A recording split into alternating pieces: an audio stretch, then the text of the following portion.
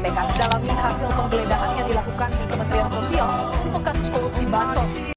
Korupsi adalah sebuah tindakan pidana yang dilakukan oleh seorang atau sebuah organisasi, dan korupsi juga bisa merugikan orang lain dan juga merugikan negara atau sekitarnya.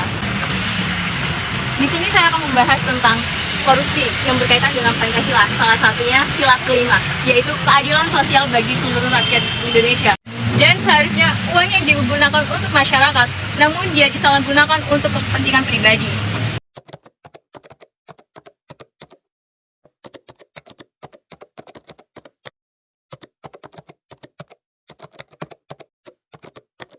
Bagaimana masyarakat dapat berperan aktif untuk mencegah korupsi?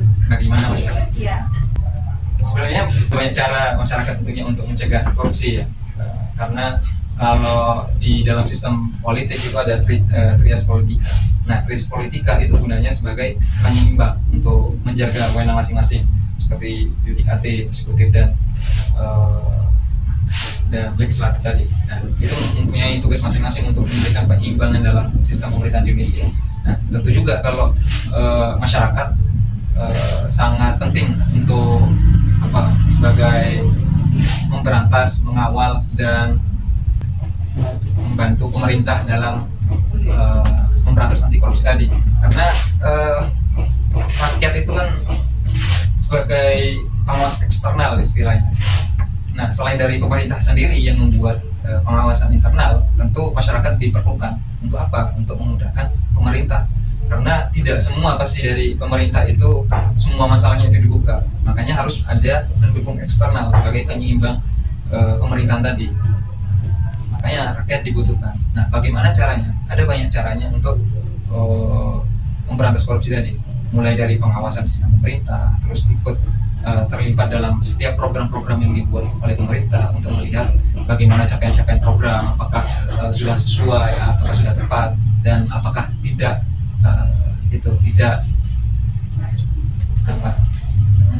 tidak sesuai dengan program awal, ternyata tiba-tiba dikorupsi sama pemerintah. Nah, kalau masyarakat itu atau rakyat itu mengawal terus kegiatan-kegiatan itu, ya pemerintah pasti bakal berpikir dua kali untuk melakukan korupsi. Nah, solusi untuk paling fundamental atau dasarnya adalah pendidikan tentang anti korupsi tadi.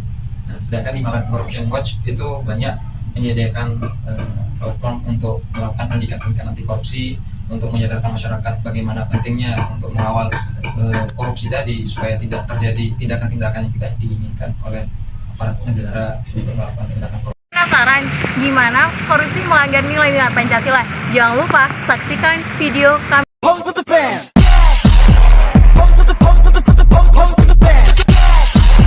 Pose with the pose with the pose pose pose with the fans. Pose with the fans. Pose with the fans. Pose with the pose with the pose pose with the fans. Pose with the fans.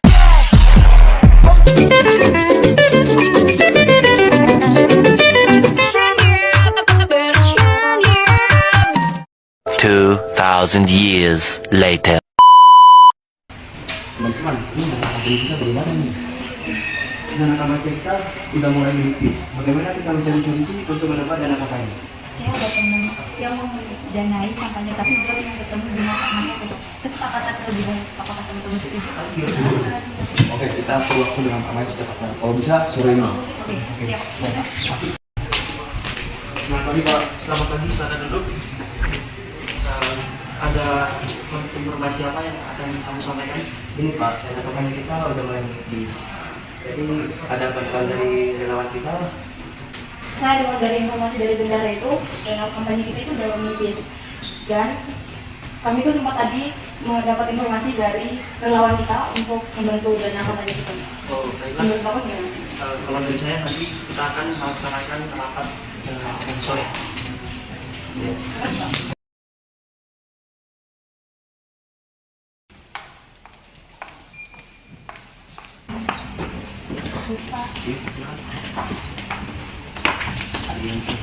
Ini dari mana?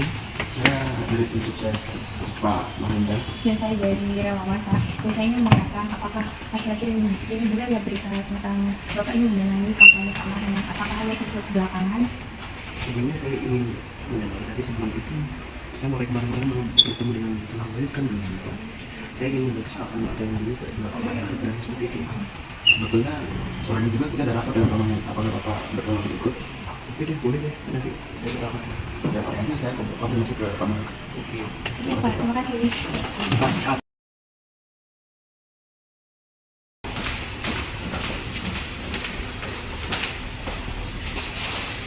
Selamat sore, Pak. Selamat sore.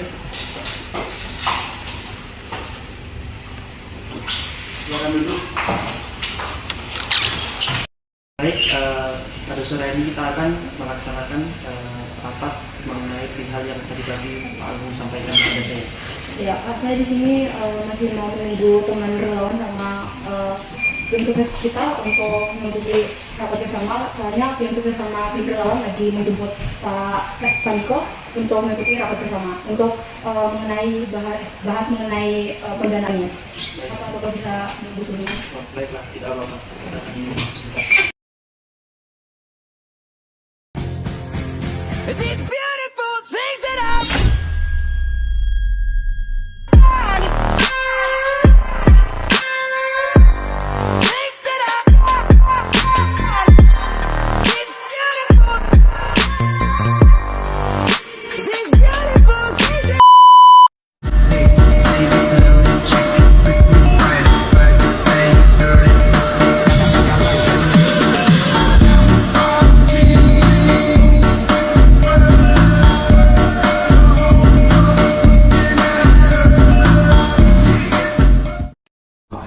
kita harus segera mengambil keputusan karena data kampanye kita sudah bermedis tanpa dana tambahan kampanye kita selesai.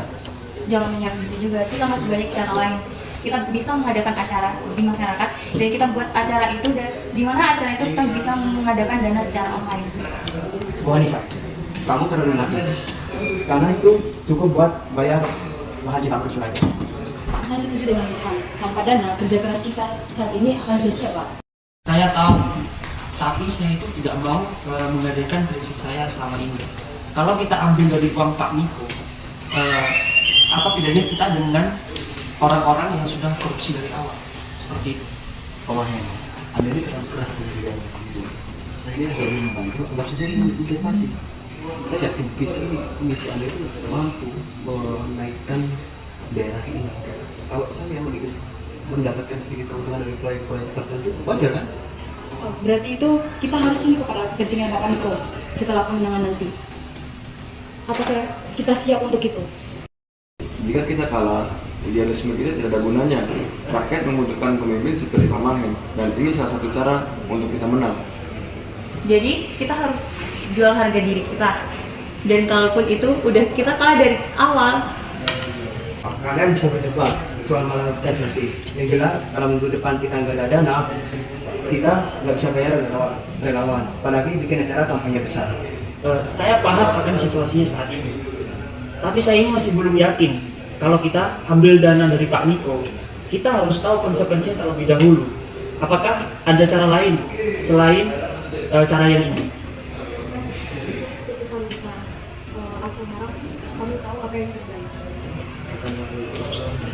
Pak Mahen, saya nggak mau memaksa, tapi ingat lawan kami itu menggunakan segala cara. Saya hanya akan membantu solusi, tapi semua keputusan ada di tangan Anda. Terima kasih. Pak, kita harus beri keputusan sebelum terlambat ini.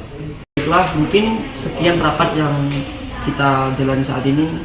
Besok kita akan mengadakan rapat lagi untuk memberi keputusan apa yang telah kita bicarakan sebelumnya. Terima kasih semuanya. Wassalamualaikum warahmatullahi wabarakatuh. Waalaikumsalam warahmatullahi wabarakatuh. Persekongkolan bisnis dan politik atau business and political relationship semakin terstruktur di era demokratisasi saat ini, bagaikan pasar gelap atau black market of demokrasi. Peranan pemilik modal atau oligarki menjadi supporting financial pendukung dana, khususnya di dalam kontestasi demokrasi pada level lokal atau pemilihan kepala daerah. Para pemilik modal itu menjadi local strongman atau local position yang mengendalikan para kepala daerah yang terpilih di dalam pilkada. Kepala daerah yang terpilih itu tersandra oleh kelompok oligarki atau para pemilik modal, sehingga kepala daerah hanya mengabdi kepada para pemilik modal menjadi klien atau kacung dari kekuatan oligarki atau pemilik modal. Ini sebuah realitas di dalam perpolitikan nasional, khususnya di daerah yang memiliki kekayaan sumber daya alam atau kekayaan tambahan batu bara atau kelapa sawit, sehingga biaya demokrasi semakin mahal karena mengundang intervensi pemilik modal untuk menjadi cukong di dalam kontestasi demokrasi. Demokrasi telah tersandra, demokrasi telah mati suri, yang adalah praktek demokrasi yang lucu-lucuan, sekedar menampilkan demokrasi formalitas atau demokrasi ritual, sehingga semakin menjauhkan praktik demokrasi yang substantif, sebagaimana yang diteorisasikan banyak pengamat politik bahwa Indonesia ini sudah mengalami defisit demokrasi karena kuatnya dominasi para pemilik modal atau cukong. Kepala daerah yang terpilih di dalam pilkada itu sekedar menjadi klien daripada pemilik modal atau para cukong.